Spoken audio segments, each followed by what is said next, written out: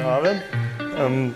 I will give my talk in English, otherwise I think it will be too difficult for me. So, thanks for the invitation. What I will show you now is just an example, yeah, not more. And the whole story of the Martini Klinik began with one man. It was Hartwig Huland, our founder, and it started long before the originally Martini Klinik was founded. The story starts in 1991, when Hartwig Huland came to Hamburg as the head of the Department for Urology. And the whole story is very easy. Imagine if you would suffer for a severe, life-threatening, complex disease. How would you like to be treated? Well, first of all, in a specialized center. Then, with doctors who do it frequently, in a high-volume center. In a very empathetic way. And what you like to have is that the doctor knows what has happened to his patients afterwards. That he really knows the quality of his work, and then he can adapt to this work. That's very easy. Well, this is the success story of the Martini Klinik. Yeah, it started somewhere in the early 90s, and the first message I have for all the CEOs here: return on investment in 3 years will not work. Yeah? It took us 12 years to develop a certain caseload, and then the Martini Klinik's specialized center was founded. But without the vision and the endurance of Hartwig Huland, it would never have happened. Yeah? You need one medical leader who can just empower the whole team to stick to this vision and to build up such a structure. And then with the foundation of the Martini Klinik, the caseload really exploded up to more than 2,300 cases last year. And the robotic cases increased too. Just a side remark, the one advantage of the robot is that the surgeon can sit during surgery. That's all. The functional outcome quality, the complication rates, everything is the same as long as you're a perfect surgeon for the open procedure. Blood loss is a little bit less, but it's still low. Well, due to this high caseload, you could expect that the patients really feel not well in our institution. And we're very proud that nearly every patient would recommend the Martini Klinik to friends or family. This is an evaluation that's presented every 3 months, and our 4 wards are always within the 4 best wards in the slide. Well, the background is we're a part of the university in a medical center in Hamburg, which has close to €1 billion revenue, more than 10,000 employees, and close to 3,800 students on the campus. What I just want to show you is that it's impossible to see, the biggest increase in profit was made, or the deficit was reduced due to strategic changes. Yeah? From 2004, we had a deficit of €35 million. So this was the year when the Martini Klinik was founded. And in 2009, we started to work in a new hospital building. And the key was to change the strategy. Yeah? Instead of the old strategy, as a university hospital, we have to do everything. We changed, we made market analysis, portfolio analysis, and we know the market, and we decided only to do the things we're better than our competitors. One example, we dropped our elective hip and knee replacement program because the local competitors had higher caseloads, better quality, so you have to get rid of some things that are not working well in your institutions. The second thing is that due to this portfolio analysis, what you want to have is on the left side, in the upper on the left side, you want to have complex cases in the university hospital, and you want them running on profit. Therefore, the urology was identified as a candidate for potential growth, and this finally led to the foundation of the Martini Klinik. That's the background. The Martini Klinik is now situated in a very old building on the edge of the whole university hospital campus. And we're very lucky we will receive a new building starting to work there in 2021. We are a specialized clinic. We offer every treatment for patients for diagnosis and treatment of prostate cancer. Not only by our unit, also in cooperation with the university hospital. So the treatments for advanced diseases will be made in the oncology department in the university hospital, and also the radiation therapies will be done in the nuclear medicine department in the university hospital. But every consultancy will be made with the patient in our rooms. Yeah? So if the patient comes to the whole university campus suffering from prostate cancer, he will be in the Martini Klinik and he receives every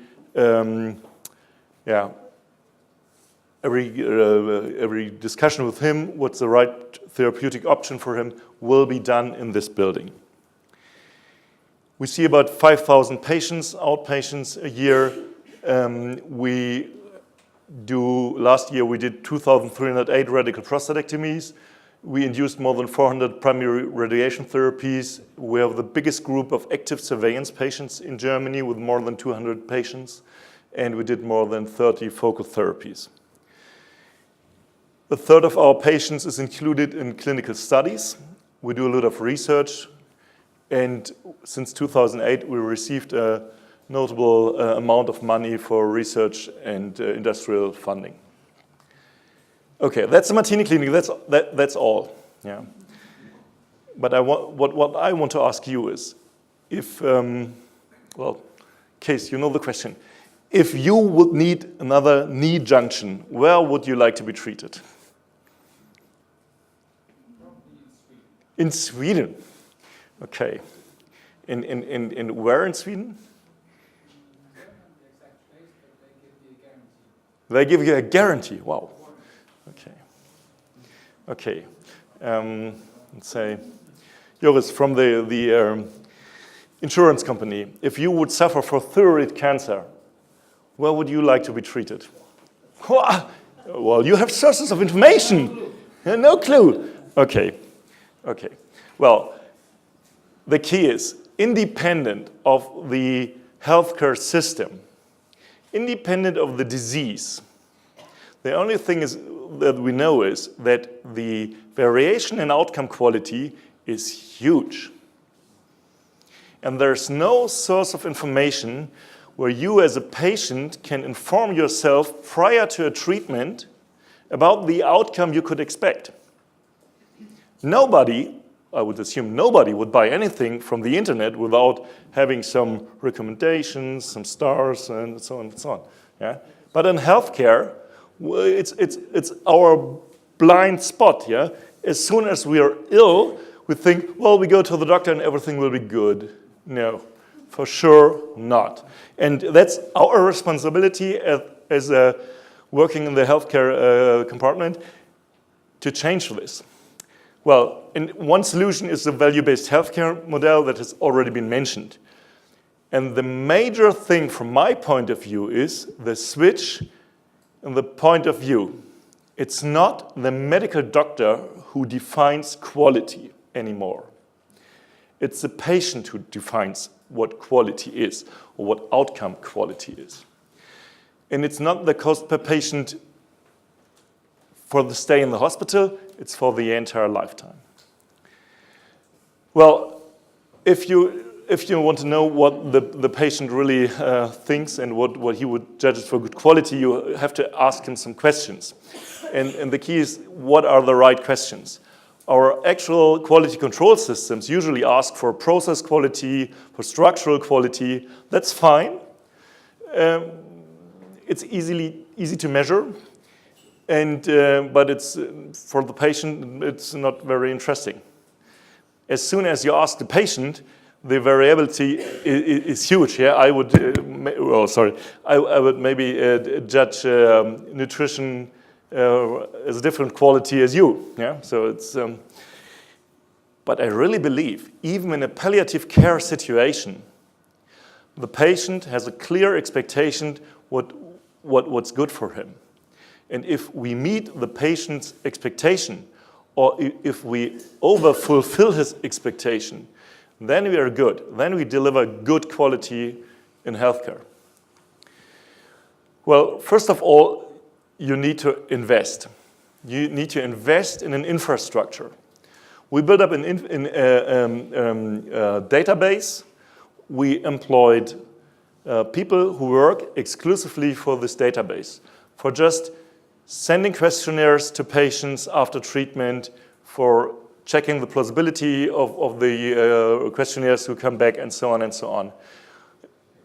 Usually in Germany, there's no money from the insurance companies that is supposed to go towards this direction. So I think in the Netherlands it's the same. So you have to invest in this infrastructure, and this really pays off. We learned a lot due to our database. And we've picked one cherry. Yeah? We've decided to work with prostate cancer patients because the questions are so easy. Yeah? Our patients want to get rid of the cancer.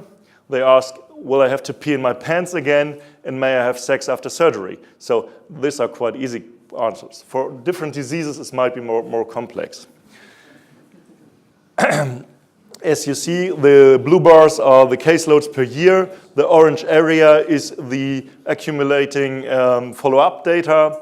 We have a response rate that's more or less 90% after one telephone call. And we use this data for basic quality control purposes, for the benchmarking of our surgeons, and for scientific projects. The basic quality control data are always small numbers. And even big changes in small numbers do not lead to big numbers.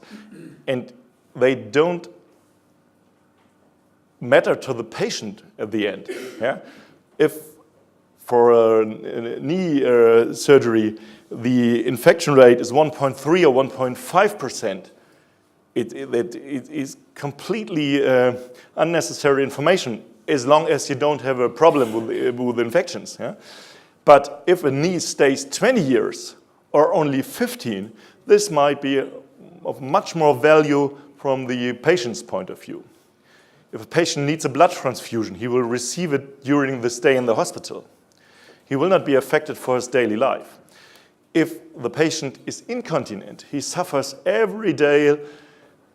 Well, yeah, that's more important. This is the key. Every half year, our surgeons compare each other in terms of the outcomes they have achieved in their patients. This is for organ-confined tumors. The nerve-sparing rate should be close to 100%. The darker blue positive margin rate should be as low as possible. The German guidelines say less than 15%. And you see they are all they all have less than 10% positive margin rate. Well, you need to have the surgeons with the right attitude. Yeah? They should like this comparison. There's no punishment. They all have a personality that questions. They question themselves every day. What can I do better for my surgeons? What does my colleague do better than me? What can I learn? How can I improve? Yeah? And you have to create an atmosphere where this is the attitude that drives your company. And we show this data always in comparison to the previous period. And you see some alterations. You see if a surgeon has some problems at home, yeah, and he has worse results. And what happens if somebody is worse or if there's a deviation? Well, he will just have to show his skills again in front of one of his colleagues. The key question is what happens if somebody is better? Surgeon G the patients of surgeon G needed 7 days after surgery only one pad to collect the urine drops per day, while the patients of the other colleagues needed significantly more. Well, what happened?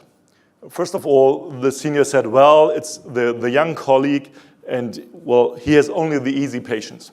And then the biostatistician said, no, he has the same distribution of easy and more difficult cases as everybody. What happened then? Then the senior went to the RR to assist the junior. And I think in Germany that would happen in no hospital. Yeah? Well, I think you have other hierarchy levels here, so it might be easier here. Well, that's the key. The change from green to red is where the surgeon changed the technique. Yeah?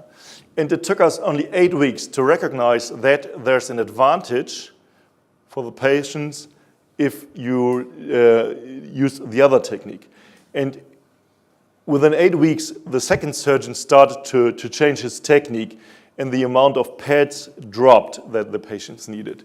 And then the third one, and then all the surgeons adapted to this technique. So if you do this evaluation every 6 months, every new technique you can identify very easily if it's beneficial for the patient or not, and then you can introduce it to your colleagues. The continence rate 12 months after surgery is 96.9%. There's only a few data available for what you could assume as a German average. One of the public insurance companies made a survey in 2,500 patients, and they ended up with a continence rate of 56.7%. And this is a huge difference. It's always a balancing act, the radical prostatectomy. Yeah? You want to avoid additional treatments, and you want to preserve as much quality of life as possible. Therefore, every patient underwent frozen section analysis during prostatectomy. Every patient. Yeah? Because if the tumor is organ confined, you will leave the nerves within the body. And if the tumor has contact to the nerves or has broken through the capsule, then you have to take at least a part of the nerves out of the body. Taking the nerves completely out means there's no chance for potency anymore. Using this technique, the nerve preservation for the organ-confined disease increased from 92 to 99%, and the positive surgical margins decreased from 12 to 7%. For the PT3 tumors that are defined that the tumor has already grown towards the semilunar vessels, the nerve preservation changed from 40 to 88%. That's really a benefit for this patient, at least on one side. The positive surgical margin is not altered a lot due to the definition of these tumors. There's also some information available about nerve sparing in Germany. It's somewhere between 1/3 and 50% of the patients are only treated by nerve sparing procedures. And the worst case in the Martini Klinik is 88%. Well, the Porter equation says by costs for his lifetime. The Barmer insurance company, in this survey, 19% of the patient needed an additional radiation therapy directly after surgery, additionally 15% within the first year. At the same time, only 7.6% of the Martini Klinik patients needed an additional radiation therapy. This really reduces costs for the whole healthcare system. I think our unique features are, first of all, the specialization, then our faculty structure, that our 10 faculty members perform or train every open or robotic surgery, and the super specialization. Yeah, we are still dealing with medical doctors, and every king needs his own kingdom. Yeah? Therefore, we have some super specialization. And all these factors lead to the accumulation of clinical experience in the Martini Klinik. This is the faculty structure. To retain the surgeons that you have trained in the clinic, you must offer them a position that is basically on the head of a department level anywhere else, so everybody earns the same. The contracts of employment contain quality criteria, group criteria. That means that the less experienced member of the group defines whether the whole group meet the criteria. That induces a responsibility that the more experienced surgeons have to take care for the less experienced ones. High volume surgeons.